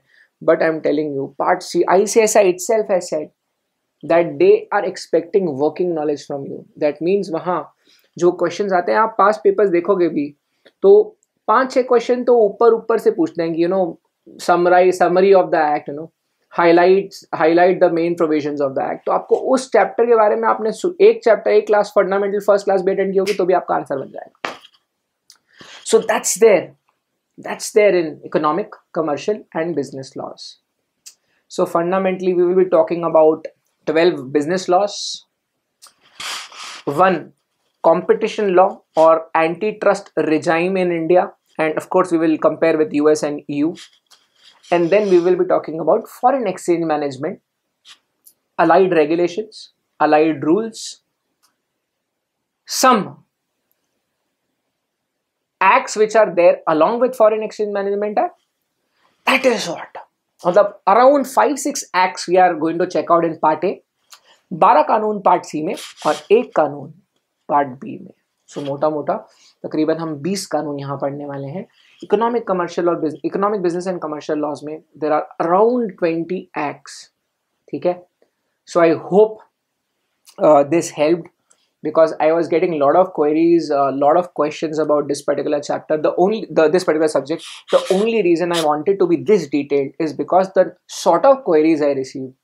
तो मुझे बहुत बच्चों ने पूछा कि सर इसको अप्रोच कैसे करना है, एंड बहुत सारे बच्चे अनरिलेटेड भी थे, and some of them you might also be pursuing your class somewhere else. आपने कहीं भी क्लास लगाई होगी क्या, how does it matter? तो कई बार बच्चे पूछते हैं कि अप्रोच कैसे करें। तो I hope you got a fair idea. Sir एक टिप दे दो ना। एक टिप देता हूँ, जब जो चैप्टर आप पढ़ोगे उस चैप्टर के 10 से 15 कीवर्ड्स निकाल लेना। हर चैप्टर के लास्ट पन्ने में वो कीवर्ड्स जरूर अपने पास लिख के रखना, सो दैट जब आप एग्जाम के पहले फाइनल प्रिपरेशन कर रहे होगे तो आपके पास 20 अलग अलग कानून को लिखने की, 20 अलग अलग कानून के ड्राफ्टिंग के लिए आपके पास 15-20 words on the go available होंगे। Are you getting it? तो टू अ ग्रेट एक्सटेंट आपकी जो लैंग्वेज बनेगी वो लैंग्वेज आपकी तब बनेगी जब आप डे 1 से इस बात पे फोकस कर रहे हो कि कौन सा नया वर्ड आज हमने यूज़ किया और उसको यूज़ करने का क्या तरीका है। अगर आप ऐसा करते हो आप लोगों का ये पोर्शन काफ़ी ईजी होगा। पार्ट बी में मॉड्यूल 2 में अकाउंट्स काफ़ी डिफिकल्ट आता है बहुत बार पेपर से भी। इस बार तो बहुत ही हलवा, बहुत ही ईजी था, बट आप ICSI के बारे में कुछ नहीं एक्सपेक्ट कर सकते। कंपनी लॉ से भी हमारे कोर सब्जेक्ट्स हैं, वो किसी भी एक्सटेंट तक जा सकते हैं, but EBCL, FMSM, usually these 2 papers are usually easy and quite manageable. So that's about the subject. If you want me to specifically guide you on any particular chapter, please do write on the comments and tell us what would you like to have from my side, because frankly speaking I'm 8-10 साल से मैं पढ़ा ही रहा हूँ यार, and we are still trying to figure out what exactly the student wants, at least in the YouTube space or at least in the online space. So do ask us questions, do ping us on how one should be preparing. And also जब भी आप जिस भी faculty से किसी से भी पढ़ रहे हो, मेरे से पढ़ रहे हो, जब चैप्टर खत्म हो जाए उसको पाइल अप मत होने देना। जब जो टॉपिक हो गया उसको पढ़ के खत्म कर देना। पता है क्यों? क्योंकि आज अगर क्लास में ट्रांसफर ऑफ प्रॉपर्टी एक्ट चल रहा है, आप ट्रांसफर ऑफ प्रॉपर्टी एक्ट मेरे साथ नहीं पढ़े, आप 3 कानून मेरे साथ, दूसरे 3 कानून हो चुके हैं, उसके बाद आप टोपा को रिविजिट करोगे, तब आपको सब्जेक्ट डिफिकल्ट लगेगा। इस पर्टिकुलर सब्जेक्ट में द की इज, जब जो पढ़ रहे हो तब उस पर्टिकुलर चैप्टर का साथ में पढ़ के खत्म कर देना, बिकॉज 20 कानून है, 20 कानून की लैंग्वेज अलग है। आपको मैं जाते आई एम सॉरी, ये बहुत स्ट्रेच होता जा रहा है, मैं चाहता नहीं था कि लंबा वीडियो बने। एग्जाम्पल देता हूं कि वेरिएशन देखो। कॉम्पिटिशन लॉ पता है कौन सी लैंग्वेज आएगी? Anti trust, injury to the economy, injury to the consumer, appreciable adverse effect on competition, abuse of dominant position, relevant market, relevant product market, relevant geographical market, combinations, competition advocacy, ऐसी terminology है, ठीक है। Essential commodities act में drugs क्या है, essential commodities act क्या है, मेंसुरिया क्या है, ठीक है। सेक्शन 3 गवर्नमेंट के पावर्स क्या हैं। लीगल मेट्रोलॉजी एक्ट में जाऊंगा, branch of knowledge related to weights and measures, pre-packed commodity, any commodity which is not packed, when any commodity which is any commodity which is pre-packed without the purchaser being present, or is packed without the purchaser being present, whether sealed or not in the package of whatever nature, so that the product contained therein has a predetermined quantity. तीसरा कानून कानून बिल्कुल consumer protection act. Who is the consumer? Anybody who purchases goods or services, whether for for some consideration, but not for resale, not for commercial purpose. Commercial purpose has been explained by Honorable Supreme Court in 3 judgments: Lakshmi Engineering, Super Engineering, Bhupendra Jang Bahadur Guna. 3 case laws for one particular subject. What I am trying to tell you is, ये 3 कानून 3 भाषा अलग. Talk about money laundering, the language will be different. For a financial action task force, then know your customer, language change हो गई. Benami transaction, benamidar, benami transaction, the language again changes. Transfer of Property Act, doctrine of litependente, ute litependente nihil innovate. What is actionable claim? Any claim, any debt document through which you can claim your debt before any civil court, with the civil courts recognize. तो भाषा ही बदल गई ना. तो transfer of property में गया मैंने, वहां कॉन्सेप्ट कौन सा आएगा? एलियनेशन ऑफ प्रॉपर्टी, ऐसा कॉन्सेप्ट आएगा. Restrain on alienation of property. मैं आपको ये बता रहा हूं कि भाषा बदल गई है ना. आप रेरा में आओगे, रियल एस्टेट रेगुलेटरी अथॉरिटी. हाँ, आप कॉन्ट्रैक्ट एक्ट में आओगे, offer, nudum pactum, consideration, uberrimae fidei, principle of good faith. Language बदल गई. हार्ड नहीं है, हार्ड नहीं है. ध्यान नहीं दोगे तो हार्ड लगेगी. भाषा बदल रही है, लैंग्वेज डिफरेंट है. कभी कभी होता है ना, बहुत दिन बाद किसी मैंने तो याद ही नहीं रहता इसको तुम बोलना है कि आप बोलना है कि तू बोलना है, क्योंकि अपन बहुत टाइम से मिले नहीं है. तो इंडियंस को बड़ा होता है कंफ्यूजन. मैं भी तुम्हारे जैसा ही हूँ यार. दूसरा कौन सा कानून बचा? I am so sorry, so many laws. What I am trying to say is, जब जो चीज पढ़ाई गई उस वक्त इसको पढ़ लेना. इसको पायलट होने दोगे, बम्बू हो जाएगा आपका. ठीक है. Any which ways, thank you guys. You have been a lovely audience, and this is economic, business, and commercial laws for you.